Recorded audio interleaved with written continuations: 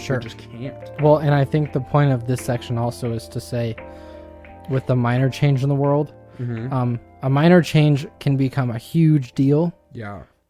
if the acting culture or whatever, or government or whatever it is, isn't willing to change at all.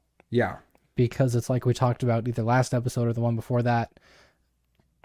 If you don't face the problem, it will make itself evident. Oh, yeah. Well, it's like the dragon series we talked about at church. Mm-hmm. You have a little dragon, which, for those who don't go to our church, I assume most of you, it's like a little problem, like your own little demon, you know?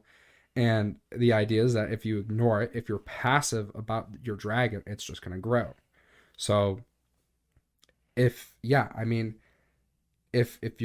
Florida's prone to hurricanes and Florida doesn't do anything to prepare for hurricanes, every little hurricane is going to be a massive problem. Mm-hmm. Exactly. Yeah. So a good example I thought of this was the King of Rohan in Lord of the Rings, the old one, or not the king. I guess he's the steward of Rohan, because there was no king until Aragorn. But oh, okay. Wait, Rohan, yeah, with Minas Tirith, whatever. the one where the king was under Saruman's possession? No, Okay. We just watched the entire wait. Lord of the Rings trilogy. I had it wrong. I was right. You were right. I was thinking of Gondor. Yes. Okay. Yeah, I'm right, everybody. Yeah. This nerd thought he could one-up me. We just watched the Lord of the Rings trilogy like last week or something, and I'm right.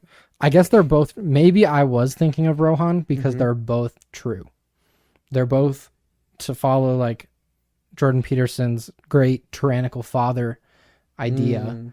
They're both these tyrannical kings that aren't willing to change with the time at the expense of their people. And the only reason I would defend Rohan's king is because he was under the control of Saruman. Right, but that's even better, because then he is explicitly under the control of an evil thing, and that's why he's being tyrannical.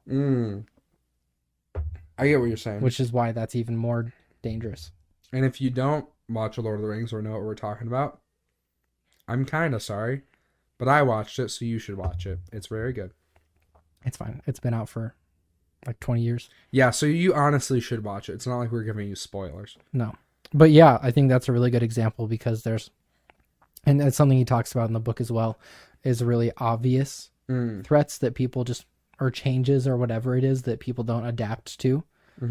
They just like ignore it. Well, and that's super obvious, especially with the Steward of Gondor.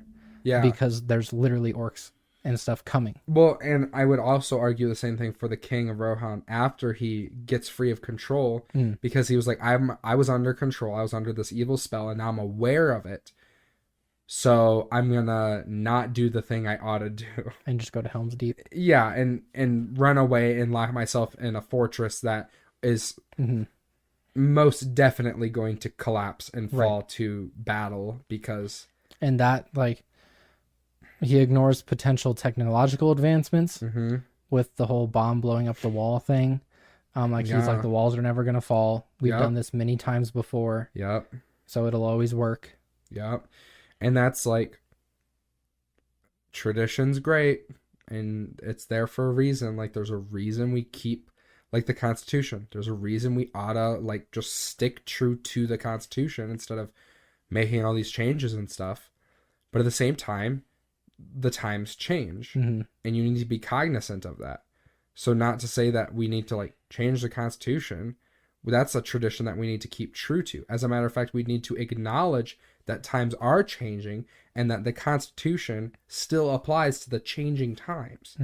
So like the fortress, I bet if he had prepared and considered new technology and taken the time to like prepare that fortress, he would have been better off. And for anyone that really likes Lord of the Rings and has read the books and like Silmarillion and stuff, we have not read those.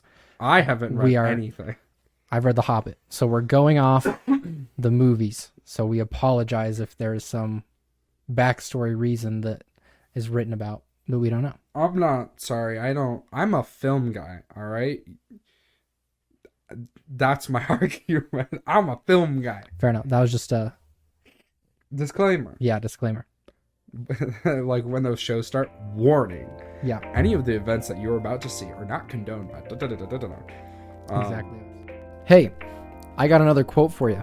Listener likes, comments, and subscribes down below. And if you understood any of my word salad, go ahead and click the link below for a full video and a 5-course meal. Thanks for watching.